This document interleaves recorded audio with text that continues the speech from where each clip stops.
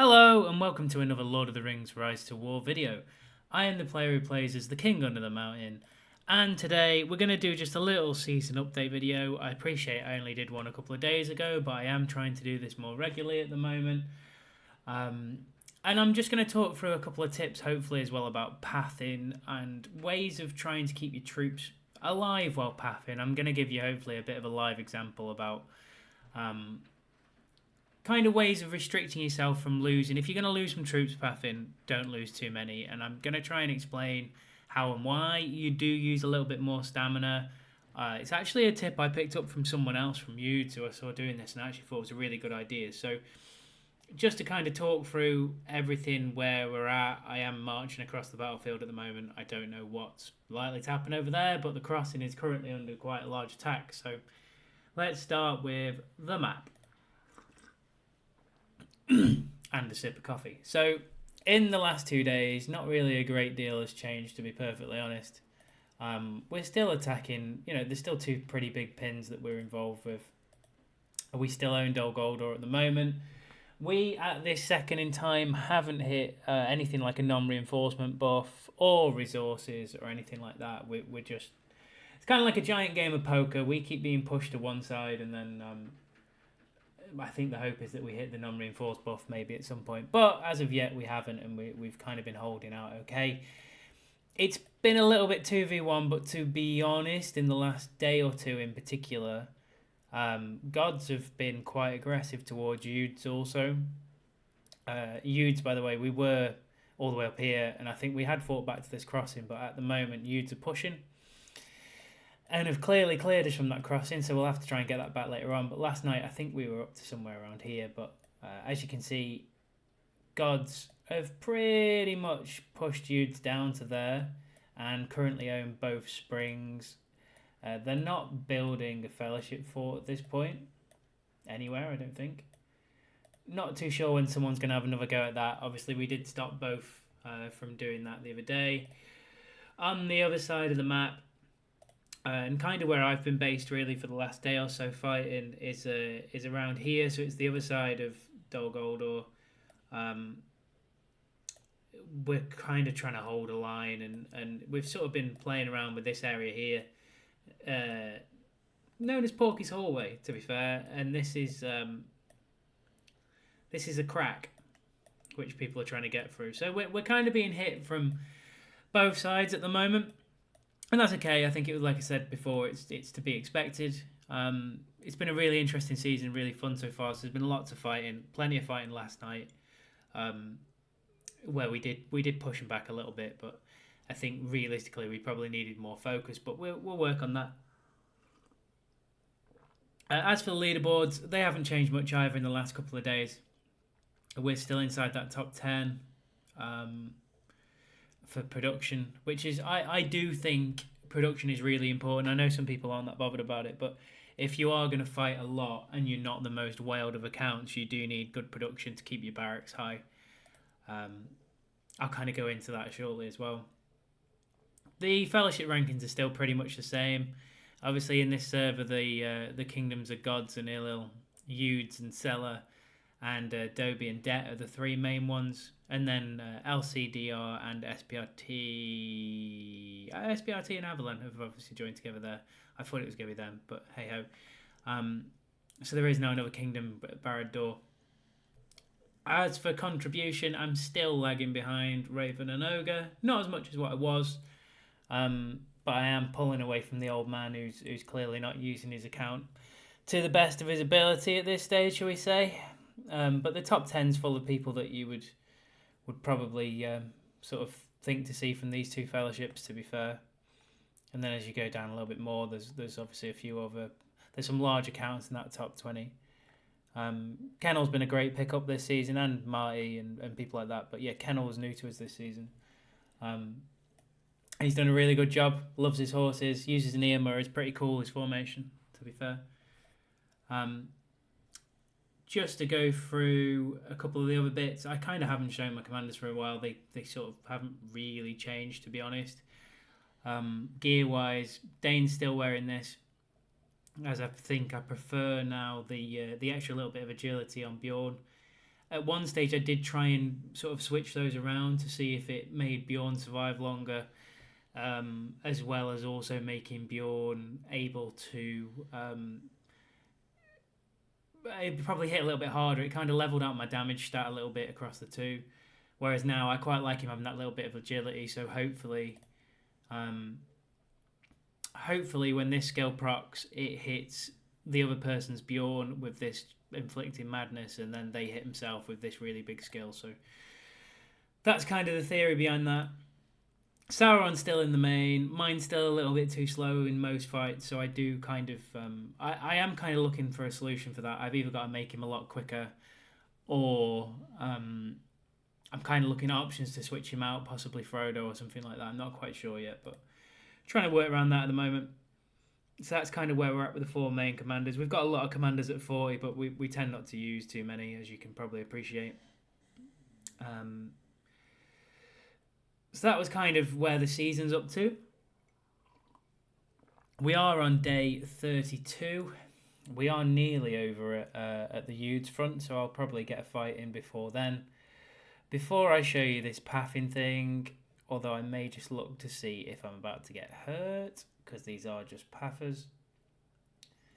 I should be able to give you an example here in a minute. So let's go to the small amount of battle reports, because I wanted to keep it, again, fairly short today.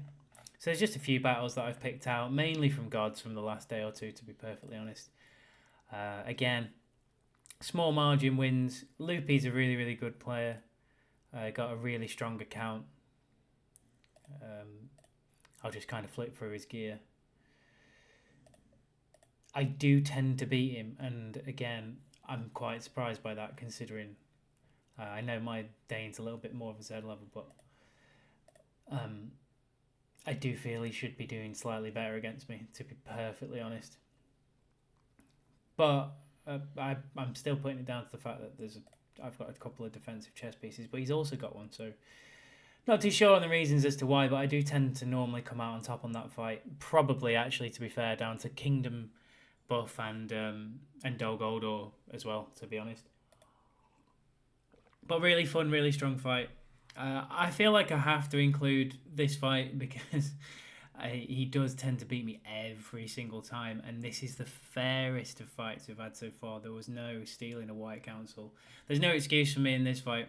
There was no stealing a White Council, no stealing of any of the Sauron skills. He just beat me up. But he has got a genuinely impressive setup. I mean, it's a Z12 Dane. Z6 Bjorn, and you can see why that's beating me, to be perfectly honest. I mean, it's a pretty impressive formation. One of their highest people, I believe, in merit for the season. And when we're not falling out, pretty decent guy. Interesting again, you see they scanned off the white damage. I mean, 40k, I'm not going to sniff at it, but just using these 2 units for a little bit more speed. And as well, some bloodline as well, so it's quite a sensible way of going around it. But yeah, absolutely slapped in that fight, and I never get near him, to be honest. It doesn't mean I don't throw myself in there, but never get near him. This is someone who was in only last season, so we know them quite well. Again, quite well geared. Lots of 1.0 gear, trying to get Sauron to be as quick as he can. A pretty cool shadow. Using this because of the 10 out of 10 damage, which I'd be interested to work out against attack, potentially, but we've still got 183 attack, so probably strengthen the helmet once more. That'll work out quite well. But pretty cool formation. Nice mix for an NLP formation, bit of a 2 and 2, so don't see that as often. Some people use shadow more than some of the others just because they destroy White Council faster. I really like this person. They run something slightly off meta, and it gets varying results, but to be fair, I mean, it's a Z2 Círdan. And it's expensive because it's horses, and they do run horses all the time, but pretty cool formation. I mean, I'm saying that, I don't like Gil, as everyone knows, I think, but I would maybe try... I mean, it's an impressive setup from Gil. I'd maybe try the Swans on Gil personally and do it the other way around, maybe, but yeah, pretty cool formation. This was Loopy again, I think. I mean, that's a really impressive result there versus Loopy, to be honest. And then I managed to cut into Freya as well. So that was quite lucky, all things considered. Really cool formation from Freya as well. Lots of shiny gold things and a pretty cool King of Men. I mean, a Z6 King of Men. Everyone loves a Z6 King of Men. I just wish he was slightly better. Because they won Gandalf as well. So again, that was a good result. But again, I'm putting this down to kind of Kingdom buff and DG more than anything as to how we're cutting through these people. Then my favourite mathematician. I think we've only had a couple of fights this season. I think this is the first one I've actually found.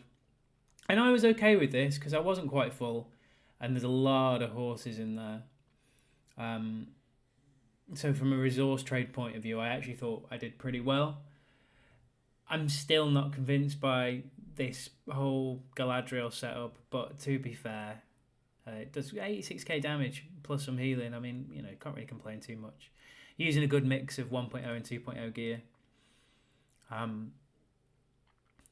Nice Dane as well, so 6 Dane, lots of 1.0 gear again.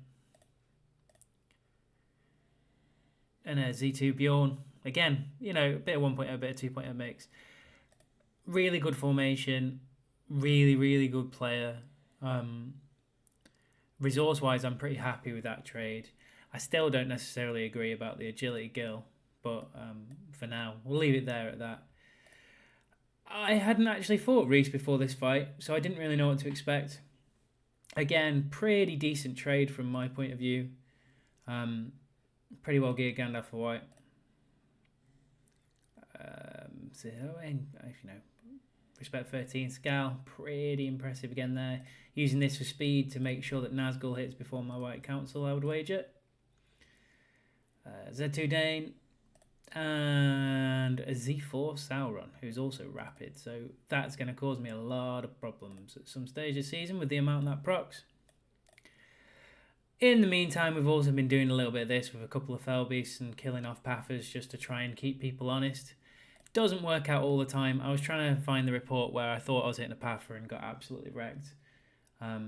Which was fun all the same, but I think this is the same fight with Vanilla. Yeah, same fight. Again, slapped. And then this is the last one that I'd got really for the last few days that were sort of really good fights. Obviously, we've had more fights than this, but these are kind of the best of the bunch, I would say. This was Hazy, who again's got a really good formation. Pretty much full refined gears across the board from memory, whether it be 1.0 or 2.0. Really nice Sauron, to be fair. Just slightly underleveled. That's the only reason really why we've come out on top, I would say, in this fight. And the fact that arguably probably so they can go first using Dunedain, which on these two guys are a little bit more squishy than the Guardians. I do like a Guardian. I know I've said this before. I do think they're the best unit for tanking. I also think it's pretty cool that they have this laceration skill, which gets rid of a little bit of White Council, but mainly this shielding skill at 50% every time they take damage, taking 10% off is pretty impressive. So they are my favourite unit by a long way, and you can just spam them out all day, every day, for forever. Annoyingly, I was hoping to take this tile here. But I've spoke for that long, but I'm not going to be able to do that now. So let's just send Sauron to die. Someone's bound to be running over here from Yudes. I could do someone probably hitting me, but realistically, I'll hit CLF. You never know what's going to happen there. Actually, no, I'll leave this here for now, just because I haven't got much stamina. So hopefully they'll attack down here, and I can only use 10 rather than 20. I do think that's really important when you're defending, to suck up the hits and sort of slow people down. So defending, say here, defending this area, I think is more sensible than just standing at the front. So hopefully you can reinforce and only use 10 stamina. If they're on your land, you're only using 10 if you're on a blue tile, whereas they're using 20. So in theory, from a stamina game point of view, if you can keep, even if you're losing on the 10s and they still don't take the tile, over a period of time, you will win out because you'll have more stamina for your main to be able to move, is kind of the theory there. So I'm going to try and see if I get killed here, which I could do, and this could be really stupid. But I do kind of want to show what I was going to try and achieve with pathing. So there isn't a single option I can do that on safely. Any of these below whatever percent.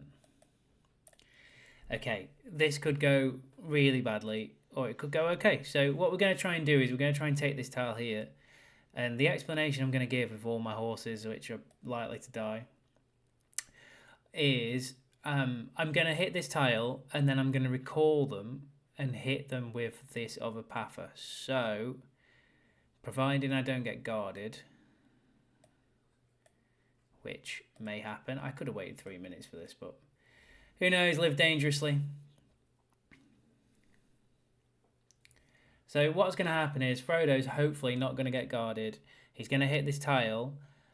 For the sake of this, because it's not safe, I'm then going to speed recall him rather than hitting stop. And then I'm going to send a 1 unit tiler in because there'll be no siege on it. So if you then lose that 1 unit, you're not too bothered. So at the moment, we look like we're going to at least hit the tile. Bonus. Then we're going to speed recall him, which I wouldn't normally do. So the tile's now got 0%. So what I would normally do at this point is I'd press stop and I would come back to here. And then send a second pather in, which is Arwen with 1 keeper, which I'm not too bothered if I lose that or not. And then she will take the tile. Now, I get this is not exactly stamina efficient because you're using 2 formations, but you're only using 1 commander. And the thing is, if they send something, whether it be a pather or a main, to stop you from taking that tile, you are only using 1 commander for 20 stamina and 1 troop. So they're not getting any experience whatsoever or anything like that. And it's just a little tip that, yes, it's a little bit more time consuming because ideally you could do send at the same time. But if I get guarded now, it's not going to bother me because I'm losing 1 unit. So it was just to kind of pass that on as a little bit of a tiling tip because it's so frustrating if you're tiling and you lose, I don't know, 2k troops, something like that. And it doesn't work all the time, granted, because you could still get in this situation guarded. And also it doesn't work if you hit these. So if you hit the ranges, for example, or any of these kind of external, what do I want to call them? Field barracks. That is the exact right phase. So if you hit a field barracks, it actually comes up with a tile underneath unless you hit at the same time. So, and then the army is on it. So if I was to remove this with my pather, like I've just done with this tile here, and then recall him before I hit the tile, there will be an army on that tile for this person to kill, which would then not be ideal. But for low power tiles or tiles that you've already killed the army on, happy days. If I get guarded here, I'm not too fussed. I don't have to watch the game for 5 minutes necessarily because I'm only losing 1 troop. Little bit of a quality of life tip more than anything else. But, and then you've also, if you've got 3 or 4 of those knocking around on the field, people there you go. So I've been guarded and I'm not too fussed about that because I've literally lost 1 troop and he's used 10 stamina to kill my 1 troop on his main because he doesn't want that tile to come down. So that was kind of just a small tip really of how I'm pathing at the moment so that I'm not losing troops. I hope that makes sense. And I hope it works for you and you can use it pretty well. So other than that, I haven't really got anything for you today. I just wanted to explain the situation with the server, explain where I'm at with it all, and give you that little tip on pathing. So if in doubt, always follow your nose.